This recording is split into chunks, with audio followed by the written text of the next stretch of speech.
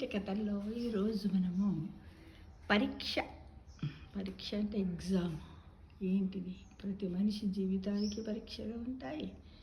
మనం నాలెడ్జ్ని సంపాదించుకోవాలన్నా పరీక్షలు ఉంటాయి. రోజు లేచినప్పటి నుంచి పడుకునే వరకు కూడా భగవంతుడు మనకి ఎన్నో రకాల పరీక్షలు పెడుతూ ఉంటాడు కదా మిత్రం. మరి ఈ పరీక్ష అనే కథని ఇప్పుడు మనం చెప్పుకుందాం. మహేంద్రపుర రాజ్యానికి మహారాజు ప్రతాపరుద్రుడు. కొద్ది రోజులుగా ఆయన అంగరక్షకుడి ఆరోగ్యం బాగలేకపోవడంతో మరో అంగరక్షకుడి ఎంపిక కోసం చాటింపు వేయించాడు. పాపం రాజుకి వెళ్ళారు కదా అంగరక్షకుడు లేకపోతే. అలా ఎంతోమంది పోటీ పడగా చివరికి సౌమిత్రి, సుమంతుడు, రుద్రుడు అనే ముగ్గురిని ఎంపిక చేశారు. మంత్రి స్వయంగా వారిని కోటలోని ఒక పెద్ద హాల్లోకి తీసుకెళ్లారు. అక్కడ ఒకేలా ఉన్న 3 గదులు ఉన్నాయి. వాటి తలుపులు మూసి ఉన్నాయి. ఆ గదుల్లో ఏముందో తెలియదు వీళ్ళకు కూడా. వాటిని చూపిస్తూ మంత్రి వారితో, యువకుల్లారా, ఈ 3 తలుపుల వెనుక 3 మార్గాలు ఉన్నాయి. మొదటి తలుపు వెనుక నిలువెల్ల ముళ్ళున్న భయంకరమైన రాక్షస చెట్లుంటాయి. రెండవ తలుపు వెనుక ఆకలితో నకనకలాడుతూ 3 ఏళ్లుగా ఒక ముక్క కూడా తినని సింహాలు ఉన్నాయి.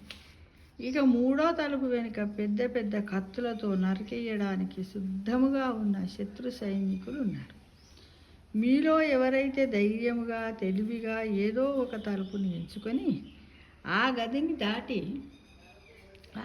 దాటి అవతలి వైపుకు సురక్షితంగా వెళ్తారో వారే మహారాజు అంగరక్షకుడు అని చెప్పాడు. చూడండి, 3 కూడా భయంకరమైన స్థితిలోనే ఉన్నాయి కదా. వాటిని తలుసుకుంటే మనకు కూడా అనిపిస్తుంది కదా, ఈ 3 ఇవి ఏది తెలియకపోతే పొండి అంటే పోతారు. కానీ తెలిసి మరీ చెప్పి పంపిస్తున్నాడు అంటే వాళ్ళ యొక్క ధైర్యానికి పరాక్రమాలకు వీళ్ళకి ఎంత ఉందని వాళ్ళని పరీక్షించడానికి కదా మిత్రం. ఆ యువకులు 3 ఆలోచనలో పడ్డారు. కొంతసేపటి తర్వాత సౌమిత్రి ముందుకు వచ్చి, మంత్రివర్య, మీరు సూచించిన మార్గాలలో నాకు మొదటిది శ్రేయస్కరం. మొదటిది ఏంటిది? ముళ్ళున్నటువంటి భయంకరమైన రాక్షస చెట్లు అన్నమాట. మొదటిది. ఆ ముళ్ళ చెట్లను నరకడానికి నాకు ఒక పెద్ద గొడ్డలు ఇప్పించండి అని కోరాడు. నేను తొందరగా సెలెక్షన్ చేసుకుని ముళ్ళ చెట్లు. మంత్రి అందుకు అంగీకరించి భటులను గొడ్డలి తెమ్మని ఆదేశించారు. రెండవ వాడైన సుమంతుడు, నా పరాక్రమం నిరూపించుకోవడానికి ఇది మంచి అవకాశం.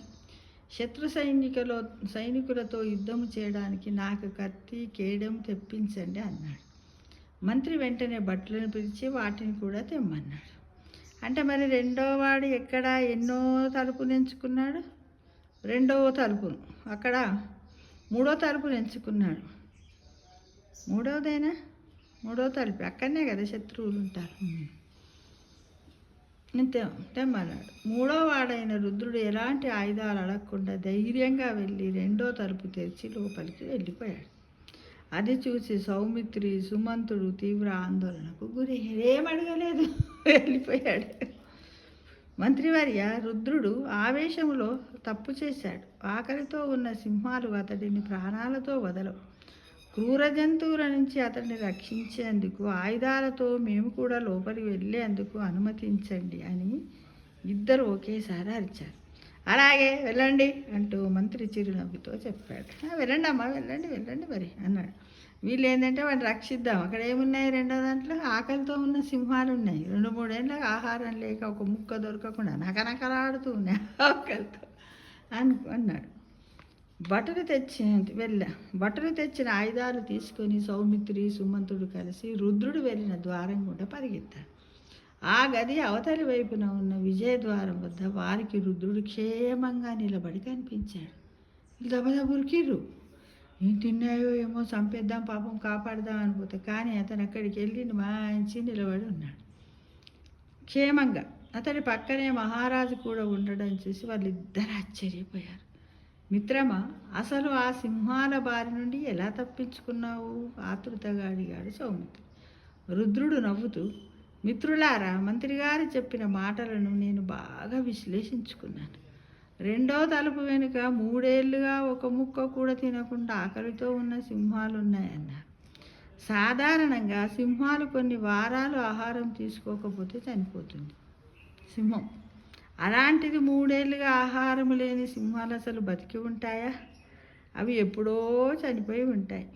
ఆ నమ్మకంతోనే ధైర్యంగా ఈ తలుపు తెరిచాను అని చెప్పాడు రుద్రుడు. ఎవరు వీళ్ళు? సౌమిత్రి, సుమంతుడు, రుద్రుడి ముగ్గురు కూడా రాజుగారు అంగరక్షకుల కోసము ఇంటర్వ్యూ కోసం వచ్చిన వాళ్ళే కదా.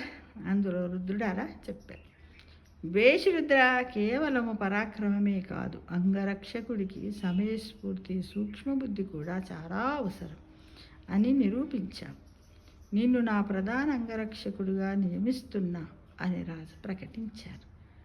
అప్పుడే అక్కడకు వచ్చిన మంత్రి చప్పట్లు కొడుతూ రుద్రుడిని అభినందించాడు. అంటే మనం ఒకటే రకంగా అవునా అని ఎదుటి వాళ్ళు చెప్పిన దాన్ని నమ్మడము, అయ్యో అనడము కాకుండా మనము కూడా ఏంటంటే ఆ సమయానికి అనుకూలంగా వీళ్ళు ఇలా చెప్పారు మనకు పూర్వం ఉన్నటువంటి నాలెడ్జ్ ఏమన్నా ఉన్నట్టయితే దాన్ని ఒకసారి నెమరు వేసుకొని మనం కూడా ఇక్కడ రుద్రుడు ఎలా ఆలోచించాడు చూడండి. కానీ 3 ఏళ్ళు ఆహారం లేకుండా ఏ జీవైనా బతికి ఉంటుందా అని ఆలోచించి ధైర్యంగా ధైర్యంగా వెళ్ళిపోయాడు. అంటే ప్రతి మనిషికి కూడా సమయస్ఫూర్తి, ధైర్యము, సాహసము, తెలివి అన్నీ అవసరమని ఇదే పరీక్ష అన్నమాట. ఎవరైనా దేంట్లోనే ఇప్పుడు ఏ ఎగ్జామ్ కానీ ఏదైనా ఇంటర్వ్యూ కానీ జాబులు కానీ రావాలంటే అందరికీ పెడతారు. ఏంటంటే ఇప్పుడు కొన్ని ఉంటాయి, మనం కూడా అప్పుడప్పుడు కొన్ని జీకే క్వశ్చన్స్ వింటాం, అందులోనే జవాబు ఉంటుంది, క్వశ్చన్లోనే ఆన్సర్ ఉంటుంది కదా. ఇక్కడ కూడా ఈ రుద్రుడు బాగా గమనించి చక్కగా అక్కడి నుంచి వెళ్ళిపోయాడు. చూసారా ఎంత ఆనందంగా. అంటే మనిషికి కావాల్సింది సమయపూర్తి, తెలివితేటలు, ధైర్యము, పరాక్రమాలు. మనిషి ఎప్పుడు కూడా తన నాలెడ్జ్ని, జ్ఞానాన్ని నమ్ముకోవాలి, ఆత్మస్థైర్యాన్ని పెంచుకోవాలి మిత్రమా. ఇదే పరీక్ష అనే కథ బాగుంది కదా. పిల్లలకు వినిపించండి.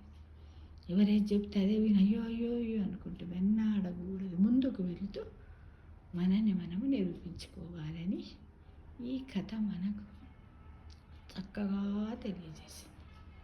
Thank you for watching.